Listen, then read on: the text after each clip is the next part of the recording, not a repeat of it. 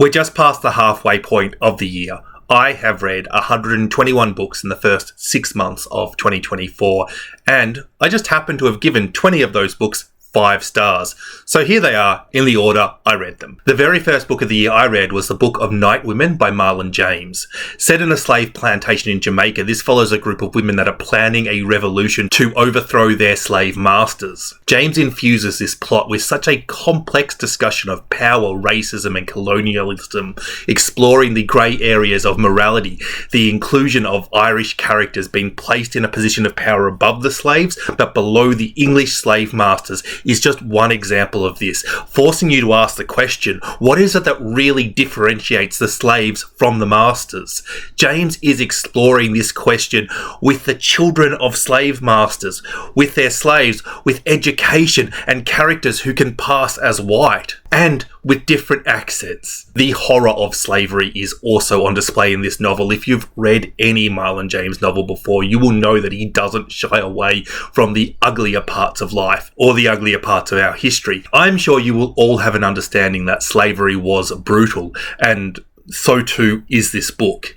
It is such an emotional novel, showcasing how characters deal with loss, extreme violence, identity, love, and morally questionable situations. The cherry on top of this novel is the explosive plot. It is just one of the many aspects of this book that will take your breath away. A real tearjerker of a novel. I Who Have Never Known Men by Jacqueline Hartman, translated from French by Roz Swartz.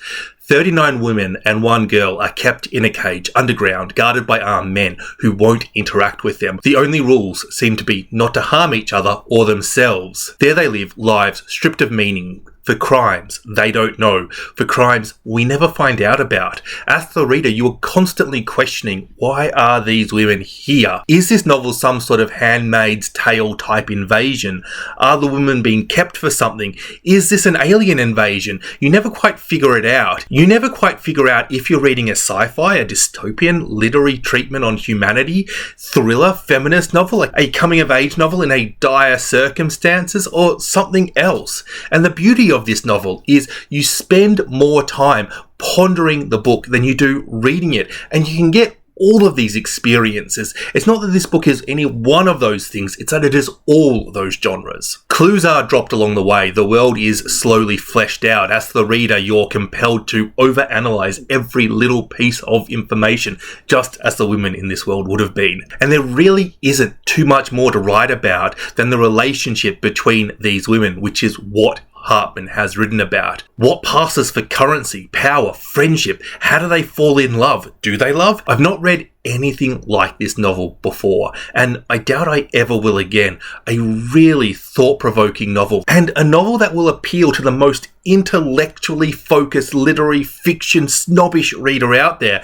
and the most whimsical, fun-based sci-fi escapist reader out there, and everything in between. This was a translated pick for my Patreon book club's January read, and it was just a wonderful experience talking about everybody who had completely different theories from me. It is such a good book club novel. Everybody sees something different in this book, and you know what? Nobody is incorrect. And the conversations that come out about this and the different points of views, it just makes everything so much more beautiful and richer. And I have to thank my wonderful patrons for how much they added to what was already a pretty special novel. Loop Tracks by Sue Earle. 1978 Auckland, and 16-year-old Charlie is boarding a plane to Sydney because the only abortion clinic in Auckland has been closed.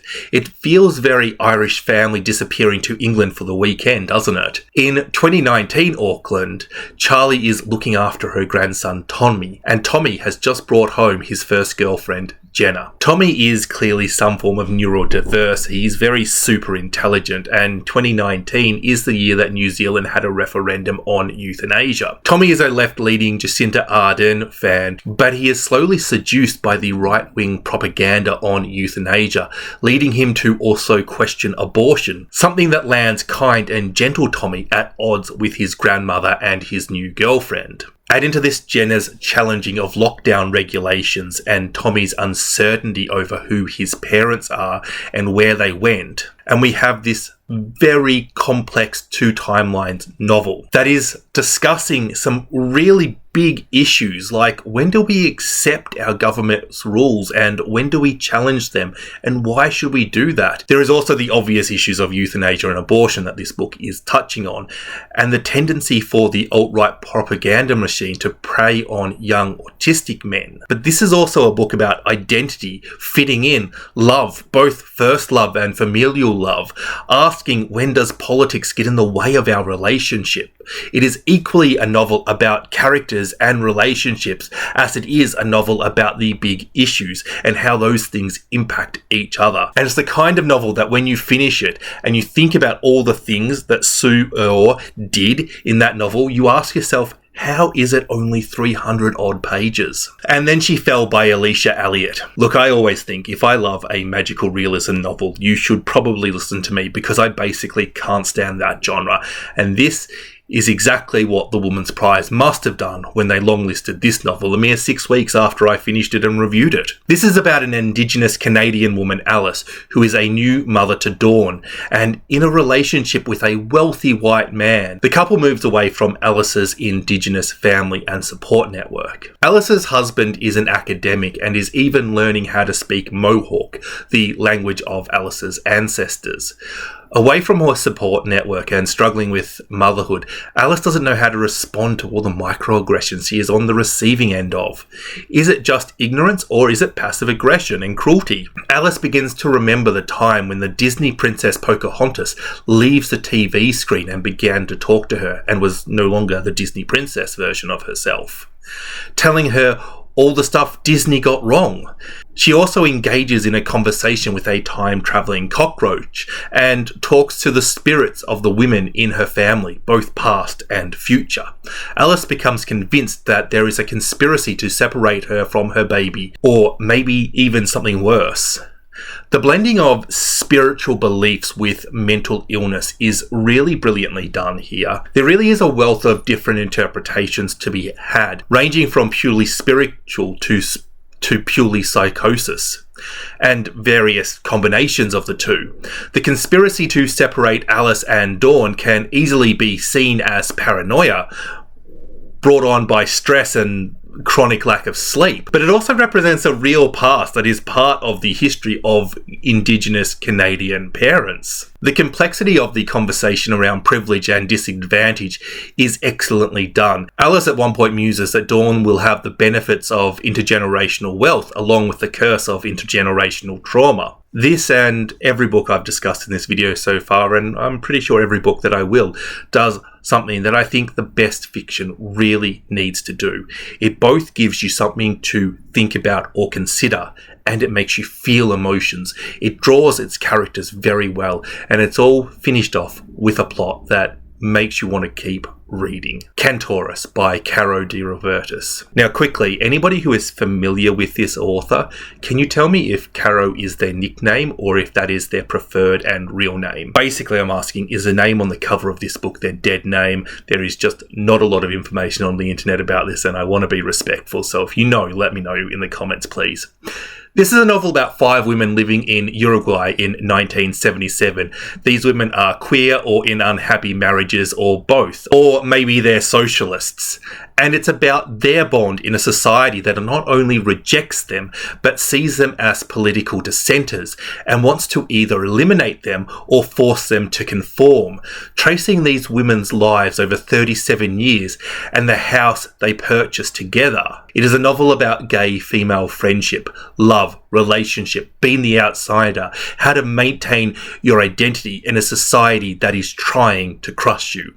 It is about social rebellion when your identity is something society is trying to crush. It is the perfect combination of a political novel criticising the Uruguay of 1977 and beyond, not to mention the rest of South America, and an emotional novel about the lives of 5 women. It has got elements of romance, thriller, literary fiction, and historical fiction.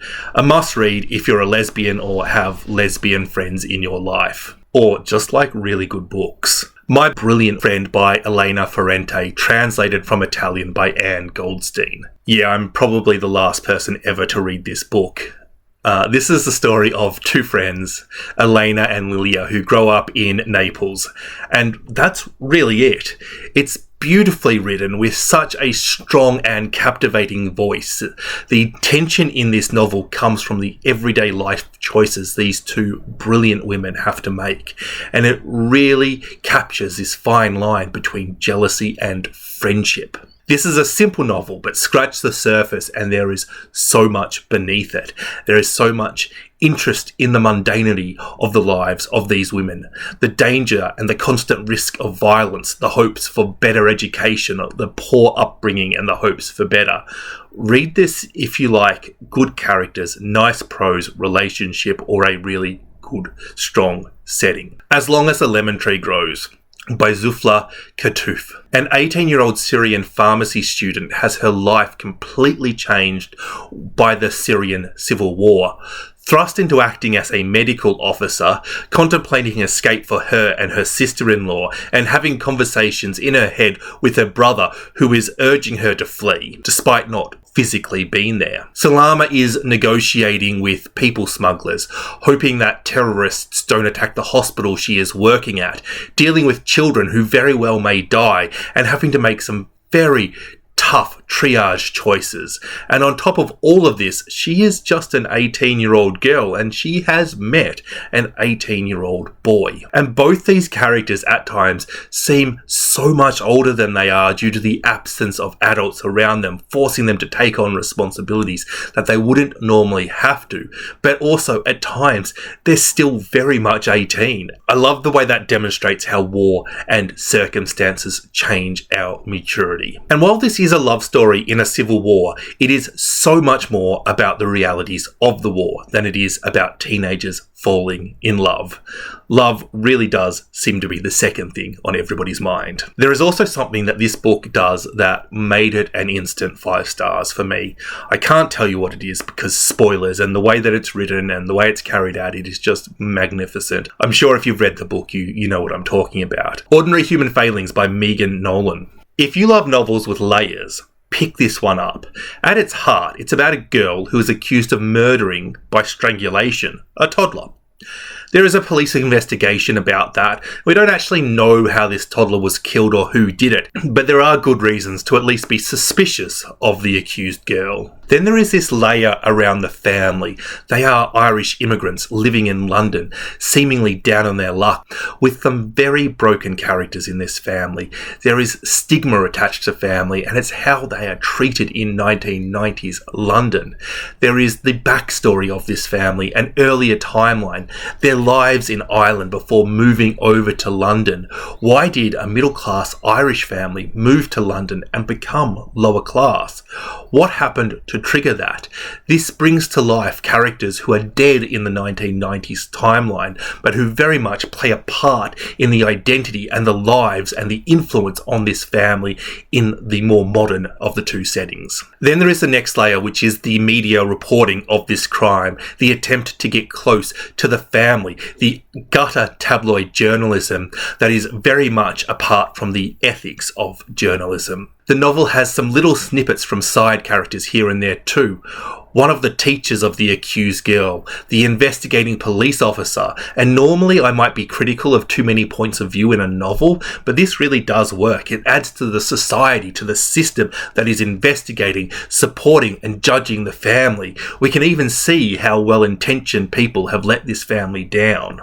Wonderfully intelligent, dark and twisted, but not quite in the way you're expecting. The mother Carmel is such a well-drawn character, brilliantly written, so easy to understand her by the end of the novel. I really enjoyed the plot that Nolan's has built here too. It really could have been just a true crime novel, and it very much wasn't. Themes of immigration, class, conservative religious values, abortion, media ethics, judgment, stigma, and the challenging and exploration of the idea that somebody has to be on the bottom rung of society. Boy Parts by Eliza Clark. Irina is a photographer who takes explicit photos of average-looking men she finds on the streets of Newcastle and has been offered a spot in a London gallery. Irina is incredibly attractive and over 6 foot tall and does copious amounts of drugs and alcohol. She has an eating disorder and clearly anger management issues too. Even when she's complimenting herself, it sounds aggressive and cruel. Commenting on a photo of her at 18, she says that she looks like a broom that somebody had lumped 2 giant ice cream scoops of boobs on. Actually, when you think about that, that's probably complimentary, but it's just so aggressively visceral. Making friends with a local supermarket worker who is considerably shorter than her, she convinces him to model for her. It is very clear that he has a crush on her, but she does some rather full-on stuff with him, not realizing because he's wearing a mask that he is crying. Clark is playing with the power dynamics in a relationship here. Irina is physically larger and shows absolutely no concern for this man's welfare, spitting out, "If you weren't into it, you should have said something." I mean, clearly Irina doesn't understand what active consent is, and kind of why should she? The other men in this novel are quite predatory of Irina. Active consent for the men Irina is used to seeing involves her telling them to fuck off and preparing to whack them over their head with the nearest heavy object. While I think every character in this novel is a realistic depiction of a real-world person, Clark very much is not showing us the nice people of this world. There's some really interesting feminist themes here. But it's not just a feminist novel. Clark is also exploring power and stigma, being from the north of England versus the south, being related to industry insiders versus being a newcomer, and of course the role of the impact of money. It all comes together at an art show when, next to Irina, a young southern man with money and connections and fresh out of university is given a spot next to her. Irina does not think a lot of his art. His toxic attitude, his expectation of success and acceptance is reflected in the toxic way Irina acts towards other people throughout this novel. And there is this perfect line in it: "What will it take for somebody to see me as a threat?" And you realise that this whole novel, Irina is acting in the way that toxic and over-the-top men treat her, and nobody is taking her seriously. Nobody thinks she's a threat, either a physical threat despite her domineering height, or a professional threat despite her clear amounts of talent. There is a lot more to this novel, and I haven't discussed it here. It is impossible to do this novel justice in a review, and I think both because of the need to avoid spoilers limits the conversations you can have, and because this book is a truly special work, and I cannot articulate just how good it is. Lest you think I'm going to say this about all the wonderful books in this novel, this is very comfortably the best book I have read this year, and I would be thrilled if a book beat it in the second half of the year, but I think that is very unlikely. This is one of the best books I have ever read. A Trace of Sun by Pam Williams. A young boy, Raf, is left behind in Grenada while his mother, Scylla, immigrates to the UK. This separation impacts upon their relationship with each other for the rest of their lives, which is essentially what this novel is about.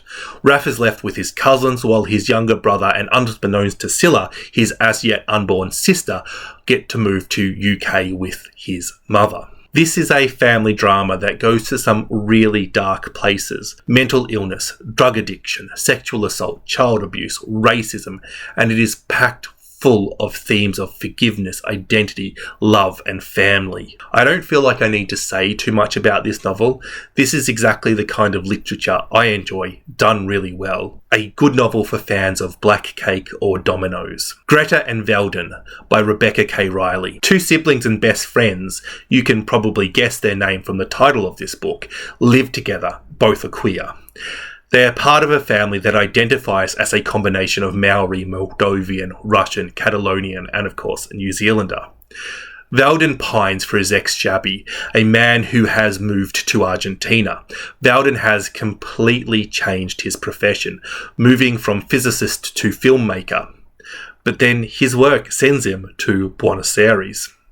6 years younger, Greta can't sort her life out, still at uni. Her love life is, well, I want to say it's a mess, but let's just say she has options. Some of these options she is keener on. Some of these options are not viable.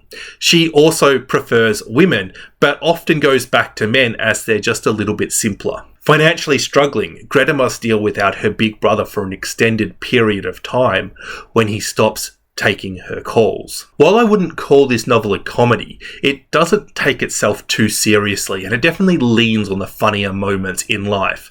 I mean, we all like to laugh, don't we? We bond over shared humour, and it's just a nice literary tool to help build relationships and endear us to characters.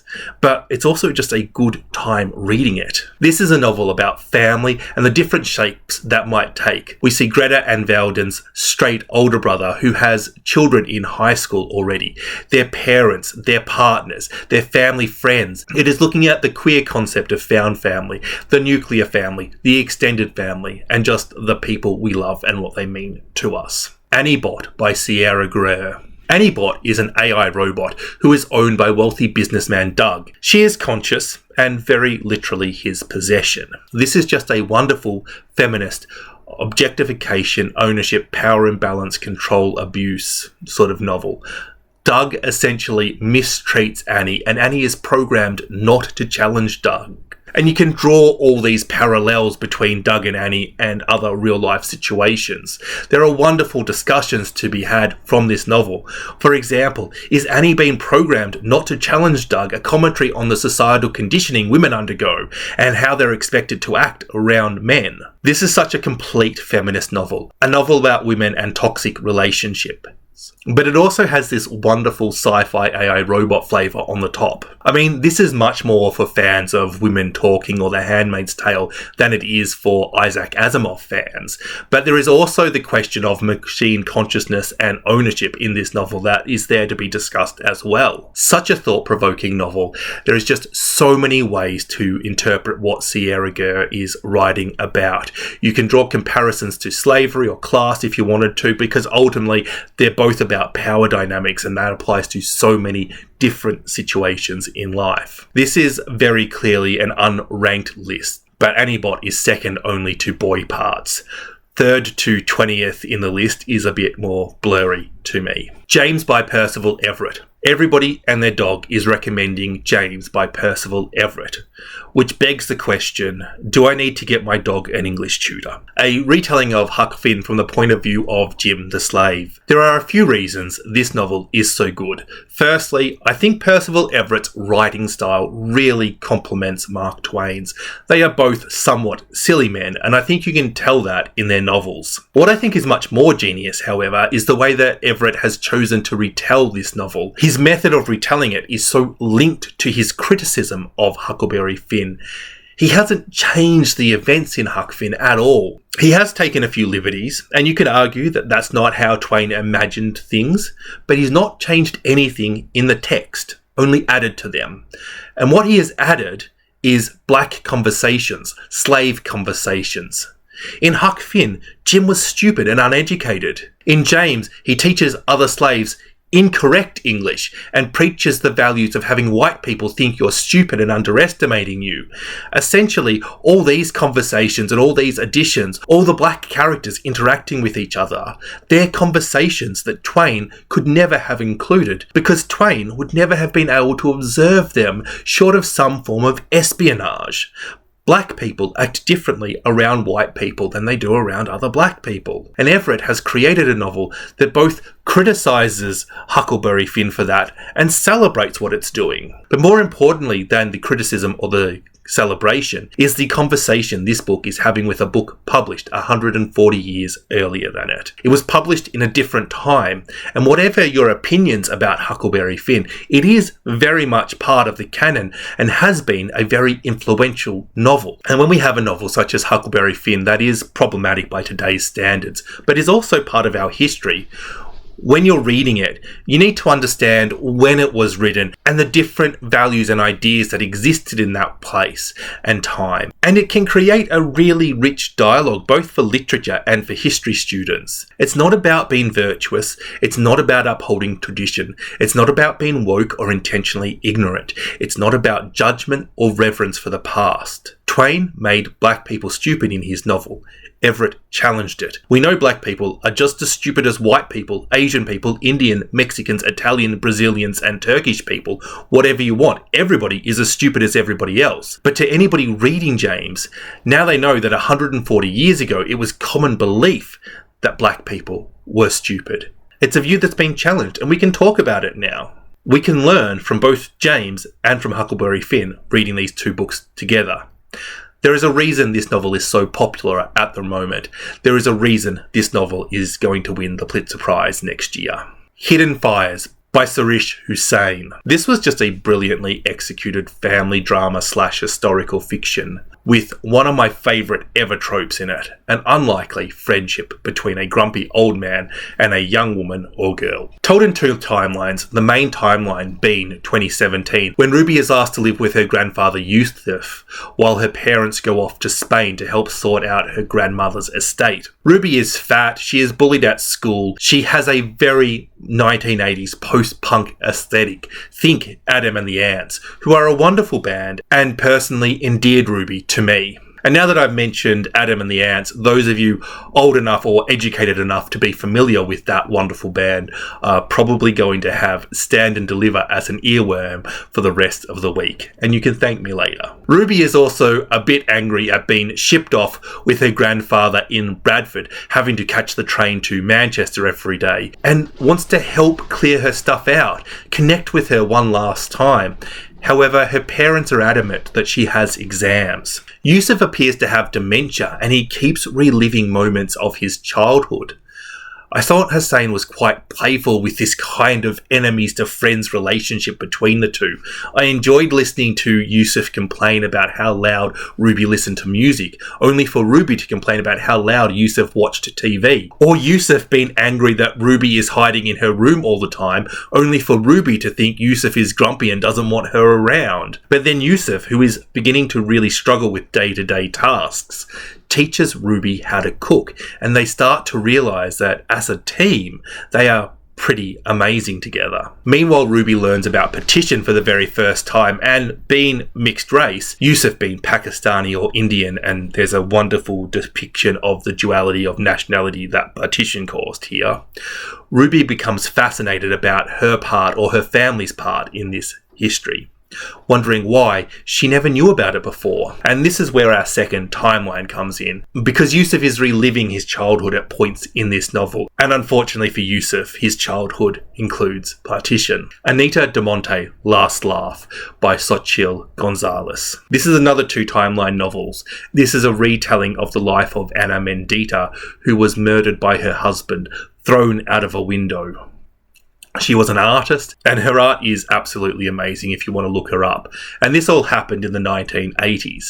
The second timeline is in the late 1990s, and it centers Raquel, a Cuban-American art student who is struggling with not seeing anybody like her in her studies, and then she discovers Anita de Monte. And she's been studying the work of her husband for years and not known about his wife or that he murdered her. I love the layering of this because yes, this is a very simple feminist novel about domestic violence, murder and jealousy, and that is done very well. But the questioning of who gets to be studied, who gets to be remembered, who gets to be displayed, and how this fits in with the patriarchy, and I don't just mean the patriarchy as a feminist man versus woman thing, but also as a white versus person of colour thing, or a nepotism thing. Anita was an up-and-comer while her husband had already made it.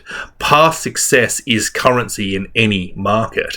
Also, both of these artists are challenging art, but in very different ways. And it really is questioning, why is it acceptable for a successful white man to rebel against the institution or society that he has made it in, but not for a talented but not yet successful Latina woman? It even lends itself to questions such as, is the canon set or does it change? It absolutely does change, by the way.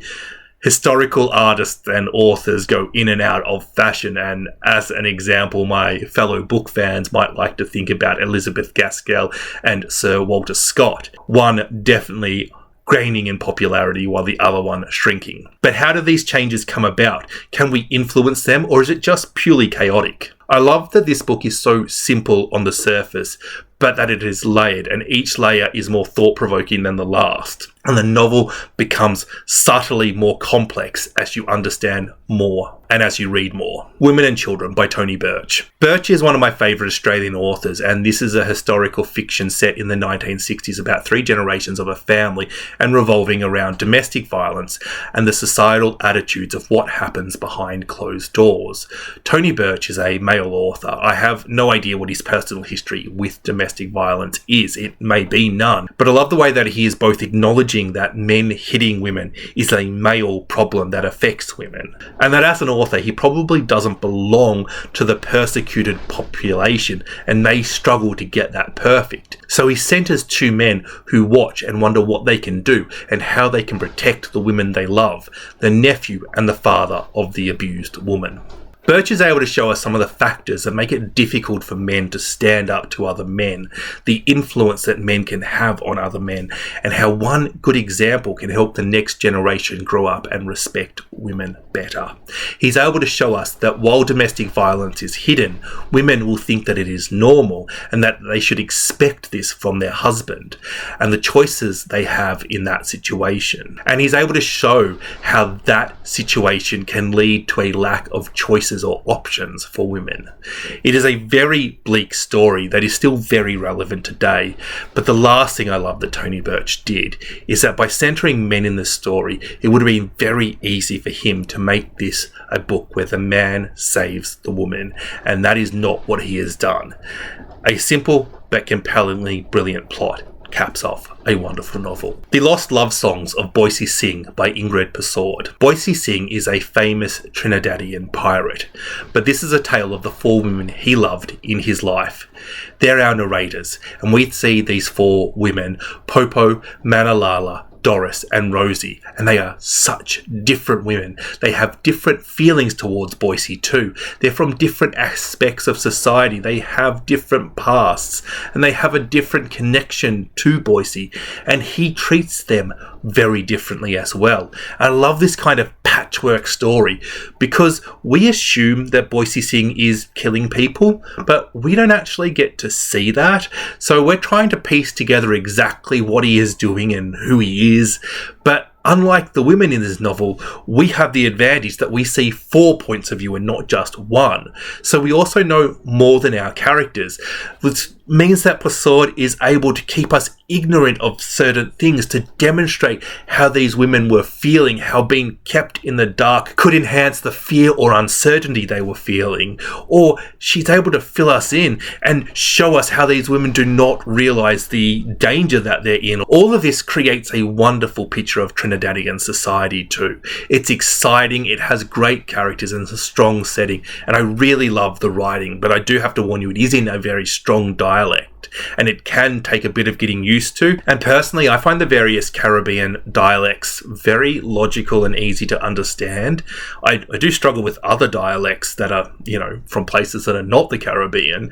So I do know how struggling to understand a dialect can really detract from the reading experience, but if you can figure it out, it really adds to the setting and the drama of this novel. The Coast Road by Alan Murren. This novel starts off with a fire, and we know somebody knows who did it. Then our memories are wiped clean of this event, and we have this typical Irish small-town domestic drama, unhappy marriages, cheating, vindictive exes, and it slowly takes a dark path back towards the fire. This is a novel about 2 women in unhappy relationships. One has left her husband for another man, only to return home, and who is not allowed to see her son by the father of her children, and one who is in a relationship with a man who doesn't really consider her at all. This second woman orchestrates playdates between her son and the first woman's son so that they may see each other. And then this act of betrayal needs to be kept silent. This is a look at how pride and conservative religious values can create a real damning and unforgiving landscape. A book that slowly gets better the more you read. The more you understand, the better it gets. It's one of those books with great plot and great characters that just works because the author is very talented. I would normally discuss the themes in a book and what thoughts it can provoke, but this book, while it's definitely got themes and while they're definitely great, let's sell it for what it's doing well, It's doing storytelling, it's doing characters and plot, and they're working together wonderfully to create a really good novel. The Safekeep by Yale van der Woden. Last year I slightly hesitantly read In Memoriam. World War novels are done to death, and I was very pleasantly surprised by what Alice Wynne created. Now, The Safekeep is a novel nothing like In Memoriam, except that it is doing something fresh and interesting and original on a very well-worn topic. Another world war. This time it's World War II. The Safekeep, however, is a post-World War II novel set in a Dutch province in 1961. Isabel lives in the house of her parents. It is technically her brother's house now, hence when Eva, her brother's new fiancée, suggests she spends a month at the house that Isabel lives, while her husband-to-be takes care of some business out of town, Isabel feels like she cannot say no. The two don't get along, and Isabel notices things start to go missing. Isabel becomes suspicious of Eva, but also maybe a bit infatuated. Sometimes there's a very fine line between love and hate. So what does this potential lesbian romance set in the 1960s have to do with World War II? Well, that would be a spoiler. But if you read this novel, let yourself be captivated by the relationship between these two very different and interesting women. And when you realise what it's got to do with the World War thing, suddenly there are so many different thoughts you will have. For me, this is a book that really went from a 3-star meh whatever read to suddenly exploding into wow, there is so much here to think about. Little Rot by Akwaeke Maisie.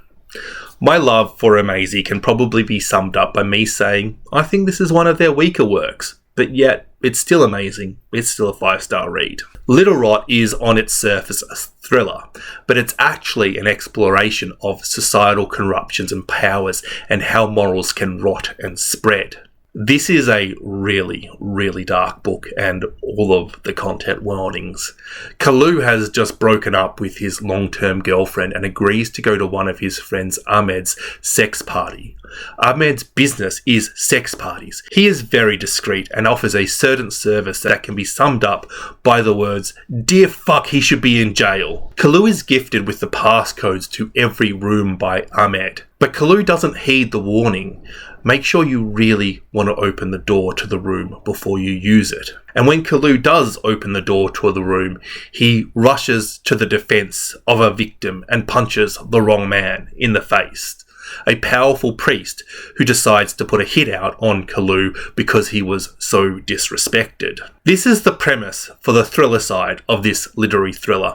And look, I'm not a thriller reader. I don't really appreciate what thriller readers enjoy, so I don't really feel well placed to comment on whether this is a good or a bad thriller. I will say I found it very exciting. I wanted to keep reading. It was very engaging. And I know there are some thriller readers out there who love books like Verity by Colleen Hoover because it's just so dark. And I think, well, come and read what Akwaeke has written. The literary side of this novel is brilliant, though. It is an exploration of how evil spreads and infects different people and different aspects of society. The little rot that can't quite be cut out, that may in fact become a big rot and get worse and worse.